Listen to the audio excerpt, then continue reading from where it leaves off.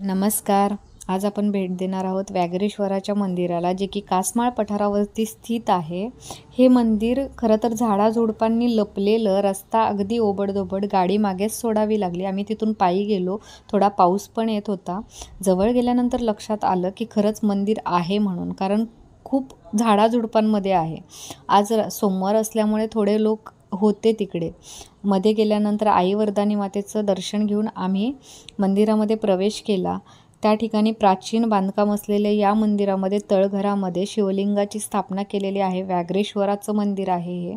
व्याघ्रेश्वराचं दर्शन घेऊन आम्ही बाजूला गेलो, जिथे गोमुख कुंडाकडे जाण्याचा मार्ग असं लिहिलेलं होतं. मग खाली उतरून गेलो तर खरंच डोंगरावरनं येणारं पाणी गायीच्या मुखातून त्या कुंडामध्ये पडत होतं. हे पाणी लोक पिण्यासाठी वापरतात, देवाच्या कार्यासाठीही वापरतात असं तिथं लिहिलेलं होतं. मग तिथून आम्ही जवळच कासमाळ वॉटरफॉल असा आहे, तर त्या ठिकाणी बाजूला गेलो. हा छानसा धबधबा पाहिला, मस्त वाटलं. खरं तर धबधबा छोटाच होता, पण सुंदर नजारा होता. आजूबाजूचा निसर्ग पाहून छान वाटलं. थोडा वेळ थांबून तिथूनही निघालो.